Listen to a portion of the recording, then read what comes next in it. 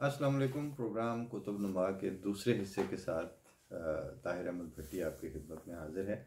इससे पहले मौलाना अबुल कलाम आज़ाद की खुद नविश्त सवाने उमरी, जिसका नाम भी खुद नविश्त है, उसके ऊपर तबसरा और मजमून जो डॉक्टर परवेज़ परवाज़ी साहब ने लिखा अपनी रिव्यूज़ की तीसरी जिल्द में, वो पेश किया जा रहा था और मजमून की तवालुद की वजह से उसको दो हिस्सों में तकसीम करना पड़ा। आज उसका दूसरा हिस्सा पेश किया जा रहा है। ये खुद नविश्त 1921 में लिखवाई गई, मगर इसका अंजाम जहाँ हुआ है वो 1921 से बहुत पहले तक के ज़माने के हालात हैं। 1921 तक तो मौलाना बहुत सी वादियों को पै ब पै तय करते हुए मुस्तकबिल के इमामुल हिंद के मर्तबा की तरफ गामजन हो चुके थे। उनकी सहाफ़त और उनकी तसनीफ़ात उनके लिए अदब और सियासत में मुनफरिद मकाम का तयन कर चुकी थी। उनकी सहाफ़त का आगाज़ भी बहुत कम सिनी में हुआ। अदब में वो मिन जुमला दीगर रसाइल के अहसनुल अखबार, अन-नदवा और मखज़न के ज़रिया मुतारफ़ हुए और जल्द ही अपने मुनफरिद उसलूब का लोहा मनवा लिया। कलकत्ता से निकले तो अल-नदवा की इदारत छोड़कर अमृतसर के अखबार वकील से वाबस्ता हो गए कि ये अखबार अपने ज़माने का बड़ा वकी अखबार था। उसके मालिक शेख ग़ुलाम मोहम्मद ने उन्हें लिखा था कि अगर आप आ जाएं तो मैं अखबार बिल्कुल आपके सुपुर्द कर दूं। उर्दू अखबारात में वकील का हल्का मुतालिया जितना वसी और ऊंचा है, वैसा और किसी अखबार का नहीं है। मौलाना ने उस पर इजाद किया है कि ये आखिरी बात सही भी थी। सफ़ा 326, सफ़ा 322। गर्जी के इन असबाब से मुझे वकील में यानी अखबार वकील में दिलचस्पी पैदा हो गई और चंद हफ्तों के बाद उसकी एडिटरी की पूरी जिम्मेदारी कबूल कर ली। सफ़ा नंबर 224।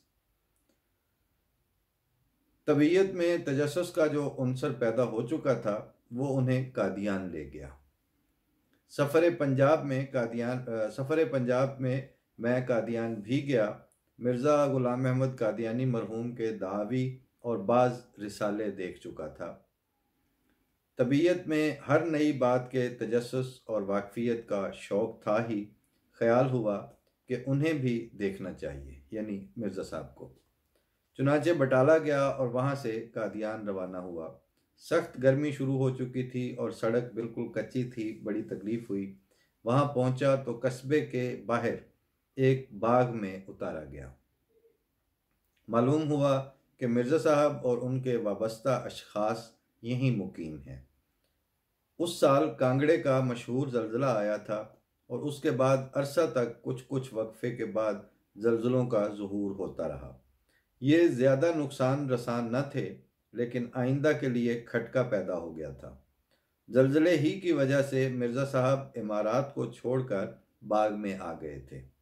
शाम को मगरिब के बाद पहुंचा। यक्के वाला मिर्ज़ा साहब का मुरीद था, इसलिए वो ठीक मंजिल मकसूद पर ले गया। अंजुमन हिमायत इस्लाम के जलसे में कादियान के कई शख्सों से मुलाकात हो गई थी। उन्हीं में मौलवी याकूब अली एडिटर अल हकम भी थे। उन्होंने भी हस्बे आदत इसरार किया था कि मैं कादियान जाऊं और वादा लिया था कि रवानगी से पहले इतला दे देना, लेकिन मैंने कोई इतला नहीं दी थी। एक दरख्त के नीचे चारपाई पर मौलवी अब्दुल करीम मरहूम बैठे थे। मैंने उनकी बैसाखी से जो पास पड़ी थी पहचान लिया कि मौलवी अब्दुल करीम यही हैं, क्योंकि मैं पहले सुन चुका था। उनके बाज़ अजीज़ वालिद मरहूम के मुरीद थे और कलकत्ते में ज़िक्र किया करते थे। मैं उनसे मिला और आने का मकसद मिर्ज़ा साहब की मुलाकात बताया। वो बड़े तपाक से मिले और फ़ौरन लोगों से कहा कि मेरे लिए खाना ले आएं और कहा इकराम ज़ैफ़ तो हमारा फ़र्ज़ है। ये जो आप आजकल वो लंगर खाने मुल्कों मुल्कों देखते हैं और दारुल ज़ियाफ़त यानी लंगर खाना हज़रत मसीह मौद की मुख्तलिफ़ जगहों पे शाखें और मुख्तलिफ़ अंदाज में जो आप अक्सर मुशाहिदे में आता है। तो ये सिलसिला वहीं से है कि उन्होंने कहा कि फ़ौरन लोगों से कहा कि मेरे लिए खाना ले आएं और कहा कि इकराम ज़ैफ़ तो हमारा फ़र्ज़ है। मैं यक्के के सफ़र और कच्ची सड़क की वजह से हचकोलों से बिल्कुल चूर हो रहा था। इशा की नमाज मौलवी अब्दुल करीम के पीछे पढ़कर एक दरख्त के नीचे लेट गया और सुबह को 4 बजे उठा तो नमाज के चबूतरे पर लोगों को नमाज सुबह के लिए तैयार पाया और इससे तबीयत मुतासिर हुई। नमाज के बाद मिर्ज़ा साहब बाहर निकले और एक चारपाई पर बैठ गए। मोतक़दीन ने हर तरफ से हुजूम किया। बाज़ लोग पाँव दबाने लगे। उन्होंने मौलवी नूरुद्दीन मरहूम को बुलाया। मैं उनका नाम मिर्ज़ा साहब की जमात के एक ख़ास रुकन की हैसियत से पहले सुन चुका था। वो ख़िज़ाब की वजह से ढाटा बांधे हुए आए और मिर्ज़ा साहब ने गुज़श्ता शब के इल्हामात सुनाने शुरू किए। एक इल्हाम ये था कि इय्याका नअबुदु व इय्याका नस्तईन। मौलवी नूरुद्दीन मरहूम से पूछते थे कि इसका मकसूद कुछ समझ में नहीं आता। इस पर याद नहीं कि मौलवी साहब ने क्या जवाब दिया। फिर मेरी तरफ मतवज्जो हुए और मेरे हालात पूछते रहे और कहा कि जब आप आए हैं तो कम से कम 40 दिन तक तो ज़रूर रहिए। इस तरह आने और जल्द चले जाने से तो कोई फ़ायदा नहीं हो सकता। इसके बाद मिर्ज़ा साहब अंदर चले गए और मौलवी अब्दुल करीम मरहूम ने मुझे फिर मौलाना नूरुद्दीन मरहूम और जमात के बड़े बड़े लोगों से मिलवाया। नवाब मोहम्मद अली मालीर कोटला के भी वहीं थे। जुम्मा की नमाज वहीं एक मैदान में हुई। मैं गया तो लोगों ने मुझे पहली सफ़ में जगह दी। इतने में मिर्ज़ा साहब आए और मिंबर के जुन्ब में इमाम के मुसल्ले पर बैठ गए। उस वक्त मौलवी अब्दुल करीम ने खुतबा दिया। खुतबे का मौजू ये था कि बहुत सी बरकतें जो अंबियाए सल्फ़ के हिस्से में नहीं आईं उनसे खुदा ने मिर्ज़ा साहब को सरफराज फरमाया। अज़ान जुमला ये कि ऐलान व तबलीग रिसालत के ये वसाइल उन अंबिया के ज़माने में कहाँ थे। रेल, तार, डाक, ग्रामोफोन, अखबारात, प्रेस वगैरह इन वसाइल से किस तरह हर सदा शर्को गर्ब में फैलाई जा सकती है वगैरह वगैरह। नमाज भी मौलवी अब्दुल करीम ने पढ़ाई और मिर्ज़ा साहब सफ़ से आगे मगर उनसे 2 इंच पीछे तन्हा खड़े रहे। नमाज के बाद फिर मेरी तरफ मुल्तफ़ित हुए और इसरार किया कि मैं चंदे क़याम करूं। मैंने माजरत की और उसी दिन रवानगी का इरादा ज़ाहिर किया। मेरा मकसूद इस सफ़र से सिर्फ़ वहाँ के तौर तरीके देख लेने का था ताकि मालूमात से बाहर ये मामला बाकी ना रहे। इससे ज़्यादा कोई ख्वाहिश न थी। वहाँ कोशिश ये थी कि मैं कोई मुअय्यन ख्याल भी ज़ाहिर करूँ। मिर्ज़ा साहब ने कई बातें अपने दावी और मनसब की निस्बत ऐसी कहीं जो सामे को नफ़ियन और असबातन किसी जवाब पर मजबूर करने वाली थीं, लेकिन मैं खामोश रहा। उन्होंने मुझे पूछा कि मेरी तमाम किताबें तुमने देखी हैं।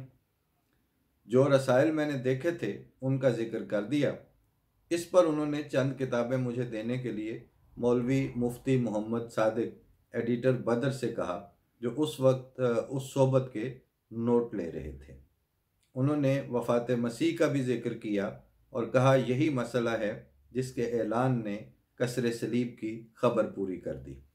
ये माहौल जो है वो एक गैर अहमदी स्कॉलर और एक मशहूर और सर बरावरदा कामत के सियासी और समाजी लीडर और बल्कि मजहबी इमामुल हिंद, ये वो अपनी ऑटोबायोग्राफी में लिख रहे हैं जिससे आज के सामे को उस वक्त के हालात, वहाँ की गुफ्तगू और बानी जमात अहमदिया मिर्ज़ा ग़ुलाम अहमद कादियानी मसीह मौद जो हैं उनकी मजलिस के रख रखाव, आदाब और किस तरह उस वक्त भी उनकी गुफ्तगू के लिए एडिटर बदर साथ साथ नोट्स ले रहे थे। ये भी एक दूसरे माखज़ से एक तरह से आपको सुनने और पढ़ने को मिलता है। तो सिलसिला ये चल रहा था कि इस पर मैंने कहा, यानी कसरे सलीब की खबर उन्होंने कहा कि पूरी हो गई है। इस पर मैंने कहा कि अगर ऐसा है तो मैं समझता हूँ आपसे पहले मुफस्सिरीन मसलन साहिब असरारुल गैब और इस अहद में मौलवी चिराग अली और सर सैयद इसका बड़े ज़ोर शोर से ऐलान कर चुके हैं। ये बात उन पर गिरा गुजरी। उन्होंने कहा, चिराग अली और सर सैयद ने जो कुछ कहा वो महज मादी रंग में था और मैंने उसे रूहानी रंग में साबित किया है। ये बात मेरी समझ में ना आई। अबुल कलाम आज़ाद कहते हैं कि ये बात मेरी समझ में ना आई, क्योंकि इससे पहले आप सुन चुके हैं कि वो सर सैयद ही के ज़ेरे असर थे। लेकिन मैं बहस का रवैया इख्तियार नहीं करना चाहता था और ना कोई इस तरह का जज्बा अपने अंदर रखता था। मेरे ख्यालात उस वक्त सर सैयद की तकलीद पर मबनी थे, इसलिए उनके मिशन से मुझे कोई दिलचस्पी न थी। इसके बाद कुछ देर तक मौलवी नूरुद्दीन मरहूम और बाज़ दीगर वहाँ के आयान से मिला। आयान से मुराद जो बड़े थे। वापसी में नवाब मोहम्मद अली ने अपनी रथ बटाले तक के लिए दे दी, जो कच्ची सड़क पर बहुत आराम देती है, और वापसी में मुझे उस पर बहुत आराम रहा। सफ़ा 238 और 241। मिर्ज़ा साहब बानी सिलसिला आलिया अहमदिया से ये मौलाना की पहली और आखिरी मुलाकात थी, मगर मिर्ज़ा साहब की वफ़ात पर मौलाना ने अखबार वकील में जो ताज़ीती शजरा लिखा वो इस बात का गवाह है कि मौलाना मिर्ज़ा साहब के इल्म कलाम से किस दर्जा मुतासिर हुए थे। और 1914 में हकीम नूरुद्दीन की वफ़ात पर जो शजरा अल बिलाग में लिखा वो मौलाना आज़ाद के उसलूब का नादिर नमूना है। उसका उन्वान था अलविदा नूरुद्दीन। लिखते हैं, मुझे अफसोस है कि मैं तहरीक अहमदिया के कारवां सालार और हक़ाइक़ मानवी के नब्बाज हकीम नूरुद्दीन की कलमी ताज़ियत में सबसे पीछे हूँ। एक ऐसी शख्सियत जो वुसअत इल्मी के साथ ज़ोदो तवर्रो के अमली मुजाहरे का गंजीना थी, अब हम में नहीं है। मारफ़ दीनिया और हक़ाइक़ तय्यबा के साथ एक पुरवुसअत मुताला के इम्तजाज ने जो सोफ़े आसमानी से लेकर आम अफसानों पर मुहित था। ये देखें कि खलीफा अव्वल हकीम नूरुद्दीन रज़ी अल्लाह तआला अन्हु के जो मुताले की का जो स्कोप और उसका दायरा कार है, उसको मौलाना अबुल कलाम आज़ाद आसमानी कुतुब से लेके आम अफसानों पर, यानी तमाम, ये नहीं है कि एक मखसूस हद में या एक ख़ास किस्म की चीज़ें, बल्कि वो कसीरुल मुताला थे और उनका मुताला हर तरह के मज़ामीन और मौज़ूआत पे मुहित था। जो सोफ़े आसमानी से लेकर आम अफसानों पर मुहित था, नूरुद्दीन को एक ऐसी औजे नज़र पर फायज कर दिया था जहाँ नौए इंसानी के जज्बात का तलिस्म इंसानी के जज्बात का तलिस्म का भेद सर्रे आश्कार हो जाता है। यही बायस था कि उसके मानी परवर तकल्लुम का एक हल्का सा तमव्वुज, अब ये नसर है मौलाना अबुल कलाम आज़ाद की, कि उनके मानी परवर तकल्लुम का एक हल्का सा तमव्वुज किसी मुखालिफ की फुसू परवर बुलंद आहंगियों पर एक मोहरे सुकूत बन जाता था। मुझे एहसास है कि ये नसर जो है वो आज के सामीन के लिए बिल्कुल सीधी सीधी समझ में आने वाली शायद ना हो, लेकिन अब ये है, इसमें हम एडिट तो कर नहीं सकते, लेकिन जब आप एक दफ़ा उसको सुनने के आदी हो जाते हैं तो फिर समझने का भी तलब या ज़ौक़ पैदा हो जाता है। उसकी तमाम आबो गिल जोश दीनी और वुसअत इल्मी का एक पुरनुदरत मजमुआ थी, और उसकी जहाँ पेमा तारे नज़र एक पुरजज़्ब कमंदे हिकमत थी। उसके हकीमाना तजस्सुस ने कमाल तवर्रो के साथ मिलकर लताइफ़ सिपहरी की आगोश उसके लिए खोल दी थी, और हिकमत अज़ल की कारसाजियों पर उसका एतमाद सतह इल्मियत पर फायज हो गया था। उसकी आखिरी ज़िंदगी का बेशतर हिस्सा तहरीक अहमदिया के साथ वाबस्ता रहा है, और उसके लैलो नहार उसी जोहद दीनी के पुरमुशक्कत मज़ाहिर में वक्फ हुए हैं। बिलाशुबा जिस पुरखुलूस इसार और शिफ्ता पेवस्तगी के साथ उसने अपने हादी का साथ दिया, उसकी नज़ीर कुदमाए इस्लाम के सिवा, यानी इस्लाम के कदीमी जो बुज़ुर्ग थे, कुदमाए इस्लाम के सिवा और कहीं नहीं मिल सकती। मसीहाए गर्दू नशीं से शायबाए मर्ग की वाबस्तगी और महदी व ईसा के खसाइस का एक ज़ात में इज्तमा हिंदी अरबाब इस्लाम के लिए आशूब शोरीदगी और इज्तमा का एक तल्ख प्याम दिया था, और जिस पुरखरोश शिद्दत के साथ अहले इस्लाम की जानिब से इस पुरगुराबत नुक्ता आफरीनी का तखालुफ हुआ, वो एक आतिश आफरीन अदाए रात की तरह था। मतलब दिल तो चाहता है कि इसका साथ साथ तर्जुमा ही कर दिया जाए, क्योंकि ये उर्दू की इबारत है, लेकिन इतनी मुफर्रिस और मुअर्रिब अरबी और फ़ारसी की यही उस वक्त स्टाइल था। तो वो जैसे कहते हैं ना कि अगर आजकल किसी ने कहा इंडिकेटर, ये जो इशारा होता है कार का इंडिकेटर, कि उसका तर्जमा क्या हो उर्दू में, तो कहते हैं उर्दू सही जो है उसकी रूह से तो उसे कुमकुमाए समत नुमा कहेंगे, लेकिन क्या कुमकुमाए समत नुमा की बजाय आप सीधा सीधा इंडिकेटर ही कहते हैं तो वही ज़्यादा आसान है। तो ये इस ज़माने की उर्दू नसर इसी तरह की होती थी, और शुक्र है कि चूँकि रब्त रहता है पढ़ने और लिखने से, इसलिए समझ आ जाती है, और जिनका रहेगा सुनने और पढ़ने से वो भी फिर समझ जाएंगे।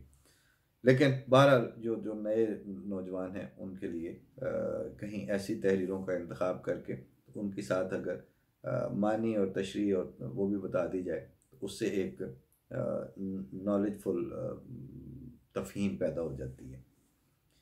मैं फिर वहीं से सिलसिला जोड़ता हूँ कि जिस पुरखरोश शिद्दत के साथ अहले इस्लाम की जानिब से इस पुरगुराबत नुक्ता आफरीनी का तखालुफ हुआ, वो एक आतिश आफरीन अदाए रात की तरह था, लेकिन नूरुद्दीन का पैमाने अकीदत हुजूम मुखालफत की तूफ़ान अंगेजियों के बावजूद बपेवस्तगी उस्तवार था, और वो एक कोहे गिरां की तरह बरके जहिंदा और अबर फरोशिंदा कड़कती बिजलियों और गरजते बादलों के सामने यकसां पाए सबात पर कायम था। उसकी पुरखुलूस इस्तकामत से बईद था कि वो पायान उम्र तक उस संगे आस्था से जुदा हो जहां उसकी पुर मेहनत काविशों को बालीने आसाइश मिली थी। अगरचे मैं अपने इदराक को तहरीक अहमदिया की बाज़ नुक्ता आफरीनियों का हम वफाक नहीं देखता। मतलब ये कि मैं अपने अंडरस्टैंडिंग को जमात अहमदिया के बाज़ निकात और नुक्ता आफरीनियों या नए मानों के साथ हम वफाक यानी मवाफिक नहीं देखता, लेकिन इस पुरगुदाज सोजिश रूहानी उस पुरगुदाज सोजिश रूहानी पर महवे हैरत हूँ कि जिसके पुरतपश गलगले मेरे मुतहज्जर जज्बात को गिरियाए मोहब्बत से आशना कर गए हैं। यानी वो कहते हैं कि वो जो उनके अंदर आतिश थी उसने मेरे जैसे पत्थर दिल को भी रोने पे मजबूर कर दिया है। मेरे मुतहज्जर जज्बात को, हिजर वाला जो है हजर असवद जिससे होता है लफ्ज़, मेरे मुतहज्जर जज्बात को गिरियाए मोहब्बत से आशना कर गए हैं। नूरुद्दीन की ज़ाते ग्रामी हमारी मादी निगाहों से मस्तूर है, लेकिन मसाहते गीती पर उसके नक्शे पा बदस्तूर सब्त हैं और मंजिले इस्तकामत की जानिब हमारी राहबरी कर रहे हैं। लुत्फ़े अज़ल उसकी खाक पर अंबरबार हो। रिसाला अल बिलाग, जुलाई 1914, जिल्द नंबर 1 नंबर 2। तो जनाब ये यहाँ पे ये मज़मून भी ख़त्म हुआ। मैं माजरत तो नहीं करूँगा, लेकिन एतराफ़ ज़रूर कर रहा हूँ कि मुझे एहसास है कि ये नसर इतनी आसान भी नहीं थी और इतनी रवां भी नहीं थी। रवां तो थी, लेकिन आपकी समातों के लिए उस तरह इजी टू डाइजेस्ट और बिल्कुल सीधी सीधी जो हलक से उतरने वाली नहीं थी। मगर ये थोड़ी मुश्किल चीज़ें, मुश्किल रास्ते ये सीखने और सिखाने और बाहमी थॉट एक्सचेंज के प्रोसेस में ये इनका एक हिस्सा है। ये सिर्फ यही नहीं है कि उर्दू में आप अंग्रेज़ी में शेक्सपियर को पढ़ने बैठ जाएं तो आपको वो भी ऐसे ही लगेगा। अगर आप चार्ल्स डिकन्स खोल के बैठ जाएंगे तो वहाँ भी आपके साथ ऐसे ही होगा। लेकिन आप हालत क्या है कि वो जो अपनी ज़ुबान के साथ एहसास कमतरी लाहक है पिछले 100-125 साल से, 150 साल से लोगों को, उसकी वजह से वो शेक्सपियर और चार्ल्स डिकन के ऊपर मगजमारी करते हुए या इस तरह की नस्ल को पढ़ के अगर मैं सुना रहा होता तो वो इल्मी होती। ये दिक्कत और अदक है, ऐसा नहीं है। अपनी माखिज और अपनी रिवायत के साथ संजीदगी और इखलास से जुड़ जाएं तो इसमें भी बहुत निकात मार्फत हैं। अल्लाह ताला तौफीक दे। फ़ी अमान अल्लाह। अस्सलामु अलैकुम।